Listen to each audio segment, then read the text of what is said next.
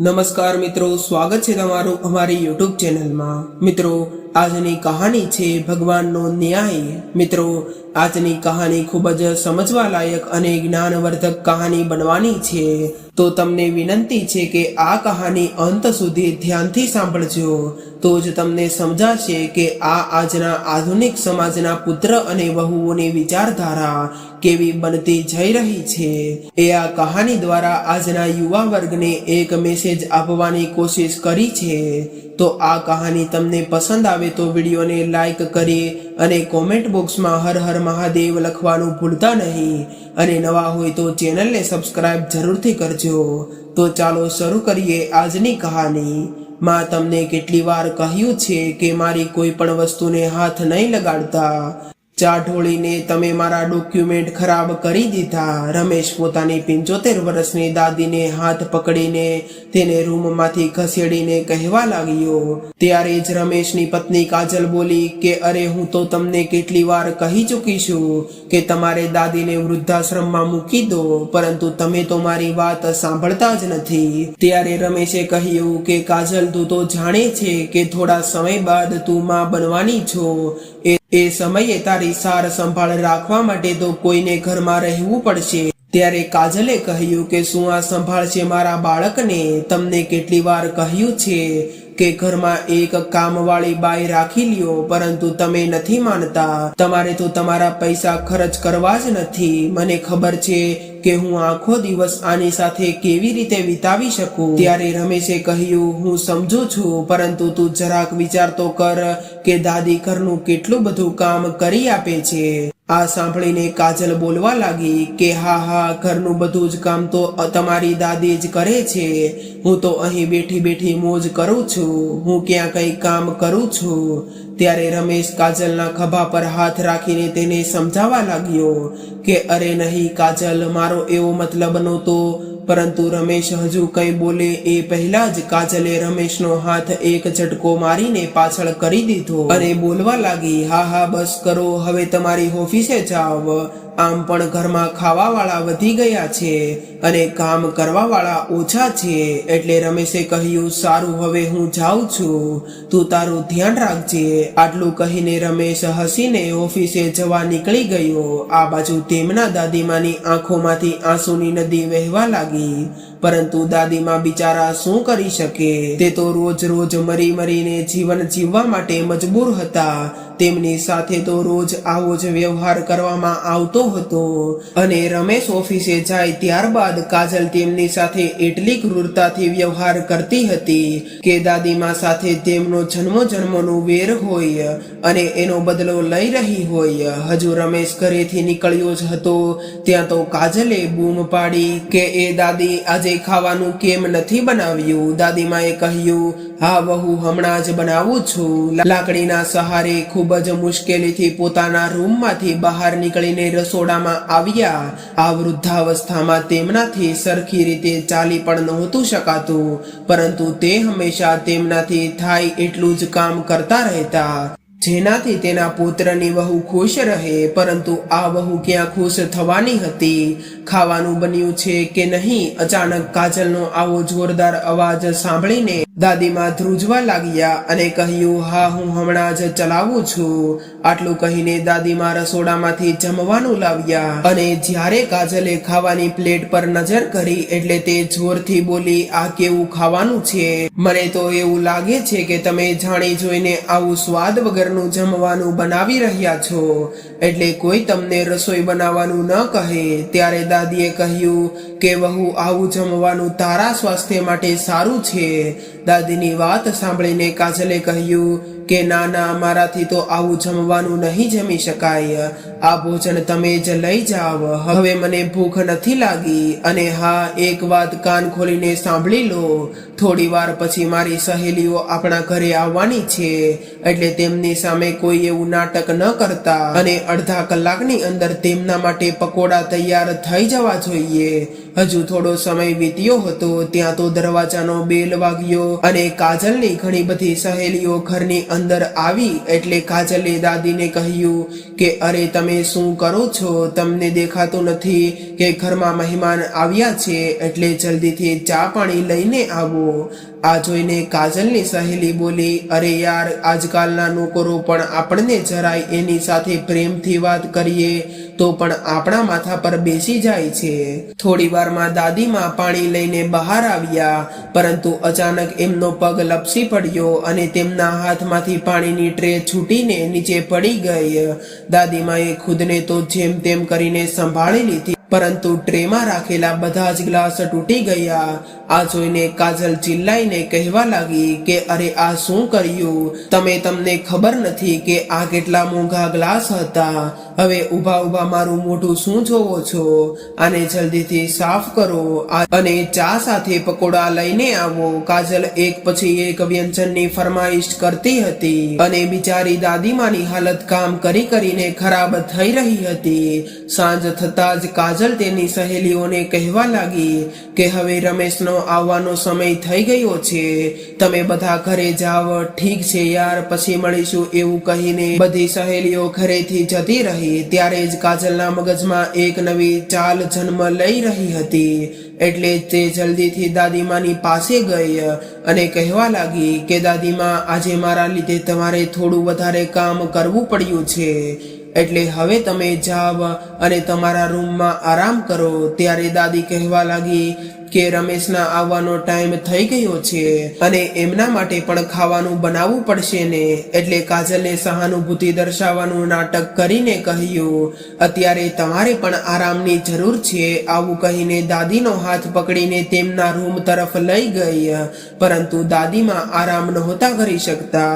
એના મગજમાં એવી જ એક પ્રશ્ન ઘૂમતો હતો કે અચાનક વહુનો વ્યવહાર બદલી કેમ ગયો હશે. પરંતુ થોડી વાર બાદ બહારથી રડવાનો અવાજ સાંભળ્યો એટલે દાદીમાં હેરાન થઈ ગયા અને લાકડીના સહારે બહાર નીકળીને જોયું તો રમેશ ગુસ્સો કરીને તેમની બાજુ આવી રહ્યો હતો. રમેશનો ગુસ્સો જોઈને દાદીમાં સમજી ગયા કે જરૂર કાજલે કોઈ નવી ચાલ બનાવી છે અને આજે રમેશનો ગુસ્સો મારા ઉપર ઉતરવાનો છે.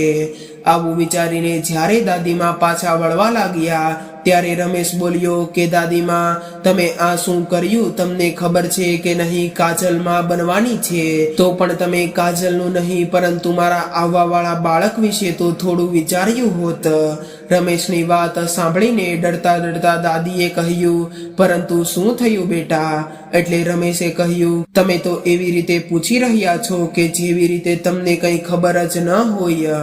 તે સમયે રમેશે કાજલનો હાથ પકડીને કહેવા લાગ્યો કે આ જુઓ, કાજલના હાથમાં કેટલું વાગ્યું છે અને તેમની આવી હાલત જોઈને પણ તમે બધું જ કામ એની પાસે કરાવી રહ્યા છો.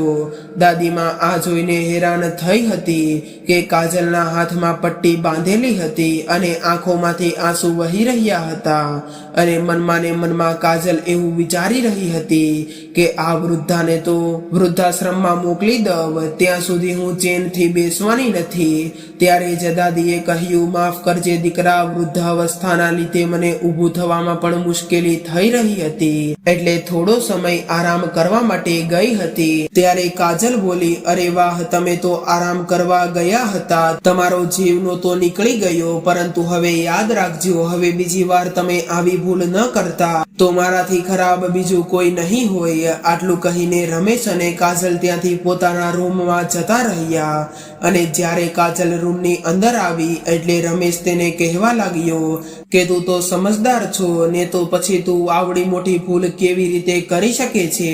કદાચ દાદીએ તને કામ કરવાનું કહ્યું હોય તો પણ તારે નહોતું કરવાનું. આજે કદાચ આપણા બાળકને કંઈક થઈ ગયું હોત તો?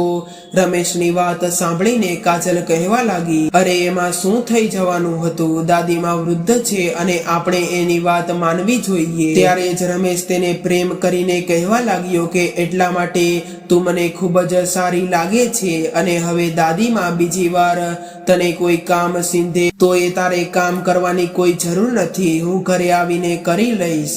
ત્યારે કાજલ બોલી કે તમને ભૂખ લાગી હશે ને? તમે હાથ મોઢું ધોઈ લ્યો, હું ખાવાનું લાવું છું. એટલે રમેશે કહ્યું, અરે નહીં, તારા હાથમાં પટ્ટી લાગેલી છે, દાદીને કહી દેજે, દાદી મારું ખાવાનું લાવી દેશે. ઠીક છે, દાદીને જઈને હું કહું છું. આવું કહીને કાજલ દાદીના રૂમમાં તરફ ગઈ અને વિચારવા લાગી કે દાદી ઉપર તો મારા આ નાટકની કોઈ અસર ન પડી. કોણ જાણે કઈ માટીમાંથી બનેલી છે આ ડોશી, પરંતુ હું પણ કંઈ કમ નથી. આને વૃદ્ધાશ્રમમાં મોકલ્યા વગર તો હું શાંતિથી બેસવાની નથી. ત્યારે જ રમેશે બૂમ પાડીને કહ્યું કે દાદીમાં મને ખાવાનું આપો, મને ખૂબ જ ભૂખ લાગી છે. એટલે દાદીમાં કહેવા લાગ્યા કે હા, હું આવી રહી છું. દાદીના શરીરમાં ઘણું દર્દ થઈ રહ્યું હતું. એની અંદર એટલી હિંમત ન હતી કે તે વધારે કામ કરી શકે, પરંતુ જેમ તેમ કરીને રસોડામાં ગઈ અને ખાવાનું લાવી. જ્યારે રમેશે ભોજનનો પહેલો કોળિયો ખાધો તો તેમને ગુસ્સો સાતમા આસમાન પર પહોંચી ગયો અને કહેવા લાગ્યો કે આ કેવું ખાવાનું બનાવ્યું છે. દાદી રમેશની આવી વાતો સાંભળીને સ્તબ્ધ થઈ ગયા. તેમણે ખાવાનું ચાખીને જોયું તો ભાતની અંદર માટી પડેલી હતી અને શાક એટલું બધું તીખું હતું કે મોઢું બળી જાય. આ જોઈને દાદીમાને કંઈ સમજાયું ન હતું, કેમ કે તેમણે સ્વયં પોતાના હાથે જ આ ભોજન બનાવ્યું હતું. પરંતુ આ શું થઈ ગયું? આ બાજુ કાજલ ચૂપચાપ ઊભી હતી અને કાજલનું ચૂપચાપ ઊભું રહેવું એ દાદીમાના મનમાં હજારો સવાલ ઊભા કરી રહ્યું હતું. અને બીજી બાજુ રમેશના ક્રોધથી દાદીમા ખૂબ જ ગભરાઈ ગયા હતા. ત્યારે રમેશ બોલ્યો, બસ મારું ભોજન થઈ ગયું, તમારી પાસે કોઈ આશા રાખવી એ બેકાર છે. ચાલ કાજલ, આપણે બહાર જઈને જમી લઈશું. આટલું કહીને રમેશે કાજલનો હાથ પકડ્યો અને બહાર હોટલમાં જમવા માટે નીકળી ગયા. હોટલમાં જઈને સ્વાદિષ્ટ ભોજન કર્યું અને આ બાજુ દાદી પોતાના રૂમમાં આવીને રડવા લાગ્યા.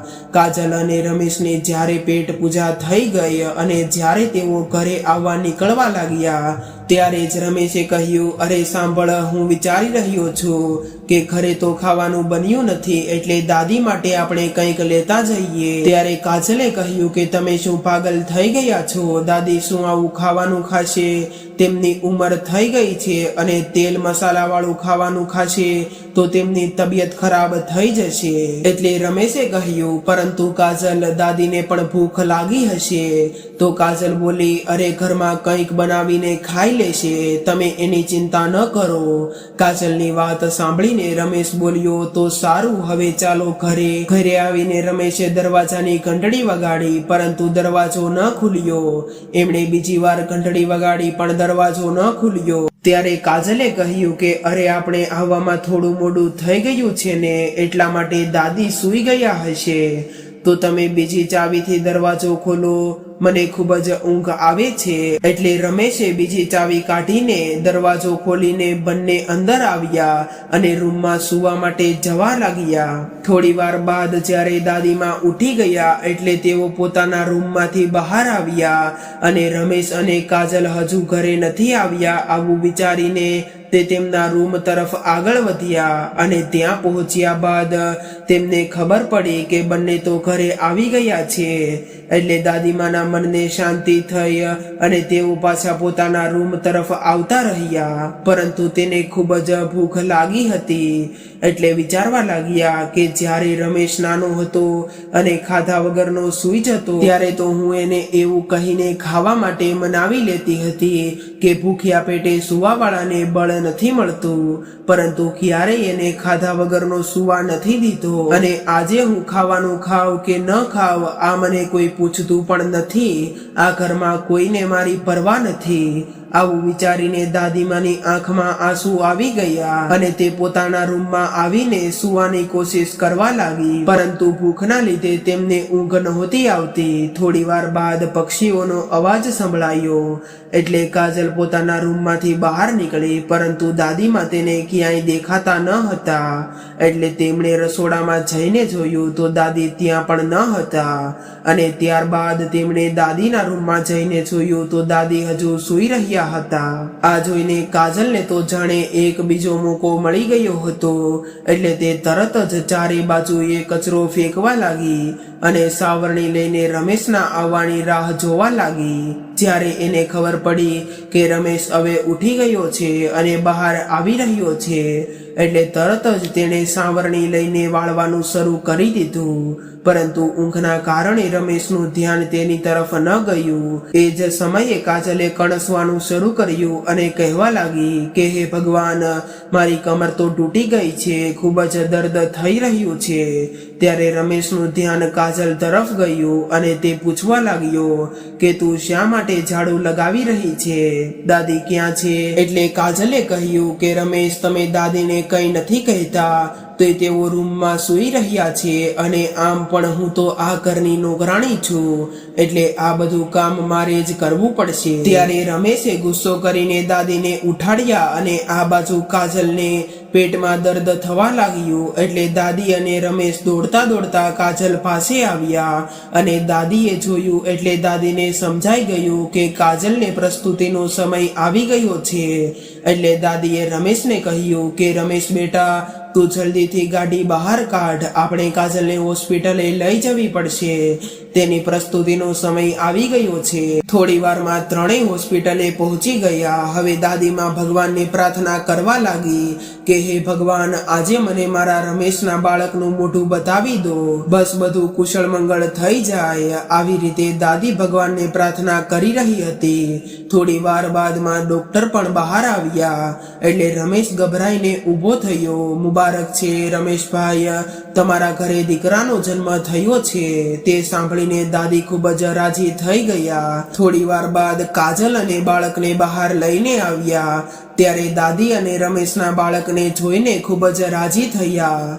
દાદી બાળકને પોતાની ગોદમાં લેવા માંગતા હતા, પરંતુ રમેશે એવું કહી દીધું કે શું દાદી, તમે પણ તમારા હાથ તો જુઓ કેટલા ગંદા છે, આવા ગંદા હાથે તમે મારા બાળકને કેવી રીતે ઉઠાવી શકો? એને કોઈ ઇન્ફેક્શન થઈ જશે તો શું કરશો? રમેશની આવી વાતો સાંભળીને દાદીના કળેજામાં કોઈ તીર લાગ્યું હોય એવું દર્દ થવા લાગ્યું। આજે એક માના દિલમાં સૌથી વધારે ચોટ લાગી હતી કે જે બાળકનું મોઢું જોવા માટે તેઓ આજ સુધી કાજલના અત્યાચાર સહન કરી રહી હતી, પરંતુ આજે એ બાળકને પણ હાથ લગાડવાની પણ ના પાડી દીધી। ધીરે ધીરે કરીને 1 મહિનો વીતી ચૂક્યો હતો, પરંતુ હજુ કાજલ તેના બાળકને દાદીમાંથી હંમેશા દૂર રાખતી હતી। થોડા દિવસ બાદ બાળકના નામકરણની વિધિ હતી, એટલે દાદીમાં ખૂબ જ આશાભરી નજરે રમેશ સામે જોઈ રહ્યા હતા કે રમેશ એકવાર તો દાદીને જરૂર પૂછવા આવશે કે દાદીમાં મારા દીકરાનું નામ શું રાખવું, પરંતુ રમેશ પાસે આવી આશા રાખીને એ પણ દાદીનો એક વહેમ હતો। બાળકનું નામકરણ પણ દાદીએ પૂછ્યા વગર જ થઈ ગયું હતું। નામકરણ બાદ રમેશે પંડિતજીના આશીર્વાદ લીધા અને ત્યારબાદ દાદીમાના આશીર્વાદ લેવા માટે આવ્યો, તો તેમણે જોયું કે દાદીમાની આંખોમાં આંસુ હતા। એટલે રમેશ ગુસ્સાભરી નજરે દાદીમાને કહેવા લાગ્યો કે અરે દાદીમા, અમે તમને આ બધા લોકો સામે શું બતાવવા માંગો છો? અમે તમારું ધ્યાન નથી રાખતા। એટલે દાદીએ કહ્યું, નહીં બેટા, એવી કોઈ વાત નથી। ત્યારે જ કાજલે કહ્યું કે મેં તો તમને પહેલા જ કહ્યું હતું કે આને વૃદ્ધાશ્રમમાં મૂકી આવો, જુઓ હવે બધા સામે કેવું નાટક કરે છે। સાંજ થતા જ રમેશ દાદી પાસે આવ્યો અને કહ્યું, દાદી, તમને લઈને બહાર જવું છે, એટલે તમે મારી સાથે ચાલો। આ સાંભળીને દાદી આશ્ચર્યથી કહેવા લાગ્યા, પરંતુ બેટા, ક્યાં જવાનું છે? એટલે રમેશ ગુસ્સો કરીને કહેવા લાગ્યો કે તમને જેટલું કહું છું એટલું જ કરો, તમારા કપડાં લઈ લ્યો અને ચાલો મારી સાથે। આ સાંભળીને દાદીનું કળેજું ફાટવા લાગ્યું। થોડી વારમાં કાજલે તેનો બેગ પેક કરી દીધો।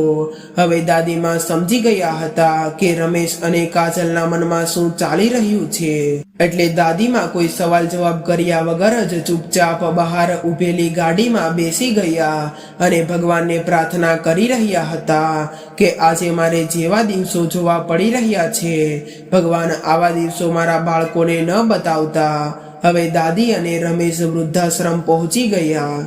જ્યારે દાદીમાએ વૃદ્ધાશ્રમ બાજુ જોયું તો તેઓ અંદરથી એકદમ તૂટી ગયા હતા. ત્યારે જ રમેશ બોલ્યો, દાદી મને માફ કરજો, પરંતુ હવે મારે તમારી એક સાર સંભાળ નહીં રાખી શકાય. એટલા માટે મેં નિર્ણય કર્યો છે કે આજથી તમે આ વૃદ્ધાશ્રમમાં રહેશો. અહીં તમારી ઉંમરના ઘણા બધા લોકો હશે, એટલે તમારું મન પણ લાગી જશે.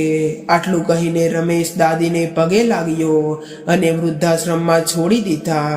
વૃદ્ધાશ્રમમાંથી બહાર નીકળતા સમયે રમેશની આંખોમાં પણ આંસુ હતા, પરંતુ તો પણ તેમણે એકવાર પણ પાછું વળીને ન જોયું. આ બાજુ ધીરે ધીરે સમય વીતતો ગયો અને કાજલની બદમાશી વધારે વધવા લાગી. હવે રમેશ પણ કાજલના આવા વ્યવહારથી પરેશાન થવા લાગ્યો. તે વારે વારે દાદીમાને યાદ કરતો હતો. એક દિવસે તેમણે મનમાં અને મનમાં એક નક્કી કરી લીધું કે તે વૃદ્ધાશ્રમમાંથી દાદીમાને પાછા લાવશે અને કાજલને કહ્યા વગર વૃદ્ધાશ્રમમાં જવા નીકળી ગયો. પરંતુ જ્યારે તે વૃદ્ધાશ્રમમાં પહોંચ્યો અને દાદીને શોધવા લાગ્યો તો એક વૃદ્ધ વ્યક્તિ તેમની પાસે આવ્યા અને કહેવા લાગ્યા કે બેટા કોને શોધી રહ્યો છો? એટલે રમેશ બોલ્યો કે દાદા હું મારી દાદીમાને શોધી રહ્યો છું. એટલે તે વૃદ્ધ વ્યક્તિએ કહ્યું કે બેટા તે અહીં આવવામાં ઘણી વાર લગાડી દીધી છે. એટલે રમેશે કહ્યું કે શું થયું છે મારી દાદીને? એટલે આ વૃદ્ધ વ્યક્તિએ કહ્યું કે બેટા તારી દાદી હવે આ દુનિયામાં નથી રહી. આ સાંભળીને રમેશની આંખોમાં પણ પાણી આવવા લાગ્યું અને પેલા વૃદ્ધ દાદા કહેવા લાગ્યા કે બેટા તું જ્યારે તારા દાદીને અહીં છોડીને ગયો હતો ત્યારબાદ એ બિચારી ખૂબ જ રડતી હતી. એ તમને લોકોને ખૂબ જ યાદ કરતી હતી. અહીં આવ્યા બાદ એક અઠવાડિયામાં જ એનું નિધન થઈ ગયું. તેની કેવળ એક જ આખરી ઈચ્છા હતી અને એ હતી કે મારા રમેશના બાળકને મારે ગોદમાં રમાડવો છે. એટલું કહીને આ વૃદ્ધ દાદાની આંખોમાં પાણી આવી ગયું. લે બેટા આ સ્વેટર તારી દાદીએ પોતાના હાથેથી તમારા બાળક માટે તૈયાર કર્યું હતું. સ્વેટર આપીને આ વૃદ્ધ વ્યક્તિ ત્યાંથી જતા રહ્યા અને આ વાતો સાંભળીને રમેશ એક માટીના પૂતળાની જેમ ત્યાં ને ત્યાં ઊભો રહી ગયો. આજે તેને અહેસાસ થયો હતો કે તેનાથી એક કેવડી મોટી ભૂલ થઈ ગઈ છે. તૂટેલા દિલ સાથે રમેશ વૃદ્ધાશ્રમમાંથી બહાર નીકળ્યો અને એક પાર્કમાં જઈને બેસી ગયો. થોડી વાર બાદ એક વ્યક્તિ તેમની પાસે આવીને બેસી ગયા અને કહ્યું કે અરે રમેશ બેટા તું અહીંયા શું કરે છે? ત્યારે રમેશે કહ્યું અરે બાબા તમને નમસ્તે. ત્યારે બાબાએ કહ્યું કેમ છે બેટા તને અને તારી દાદીને કેમ છે? ત્યારે રમેશ કહેવા લાગ્યો કે દાદી તો હવે આ દુનિયામાં નથી રહ્યા. ત્યારબાદ રમેશ આખી વાત તેમને સમજાવી. રમેશની વાત સાંભળીને બાબા પણ હેરાન થઈ ગયા અને કહેવા લાગ્યા કે ભગવાન તારી જેવા દીકરા કોઈને ન આપે. તું શું જાણે છે તારા દાદી વિશે? જ્યારે તારો જન્મ થયો હતો તેના થોડા સમય બાદ જ તારા માતા પિતાનું જળીના કરંટ લાગવાથી મૃત્યુ થયું હતું. પરંતુ પોતાની સામે જ પોતાના જવાન દીકરા અને વહુના મૃત્યુ બાદ પણ તારી દાદી જીવતી જ હતી. તો એ માત્ર તારા માટે સારું ભવિષ્ય બનાવવા માટે તે ભણેલી ગણેલી નહોતી, પરંતુ લોકોના ઘરમાં કચરા પોતા કરીને તારું પેટ ભરતી હતી. કોણ જાણે કેટલી રાતો તેમણે ભૂખા રહીને ગુજારી હતી, પરંતુ તને ક્યારેય ભૂખ્યો નહોતો રાખ્યો. તે રાત દિવસ તારા માટે મહેનત કરતી હતી અને તને ભણાવી ગણાવીને આવડો મોટો કર્યો છે કે આજે તમે લોકોએ દેવી સમાન તારી દાદીને તારા જ ઘરમાંથી બહાર કાઢી મૂકી.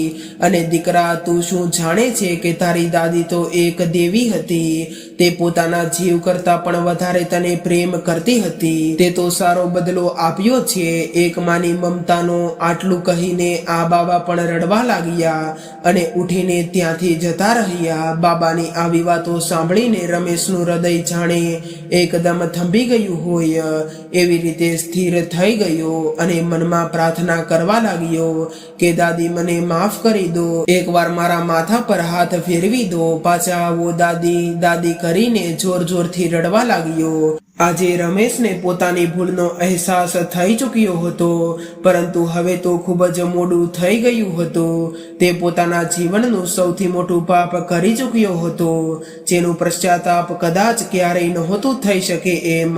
સમય વીતવાની સાથે સાથે રમેશનો દીકરો પણ મોટો થવા લાગ્યો. દરેક પ્રકારની ખુશી આપવા માંગતા હતા, પરંતુ કાજલના કારણે ઘરમાં હંમેશા ઝઘડો થતો રહેતો. હવે રમેશને પોતાની ભૂલ સમજાઈ ગઈ હતી કે ઘરમાં ઝઘડા થવાનું કારણ શું હતું, કોની ભૂલ હતી, દાદીની કે કાજલની. પરંતુ કહેવાય છે ને કે મનુષ્યના પોતાના કર્મોને ભૂલી જાય છે, પરંતુ ભગવાન ક્યારેય નથી ભૂલતા. ભગવાન પાસે દરેક મનુષ્યના કર્મોનો હિસાબ હોય છે. ધીરે ધીરે સમય બદલ્યો અને આજે 25 વર્ષ બાદ એક વિધવા સ્ત્રી પોતાના દીકરા અને વહુ પાસે ઘરના કોઈ પણ ખૂણામાં પડ્યા રહેવાની ભીખ માંગી રહી હતી.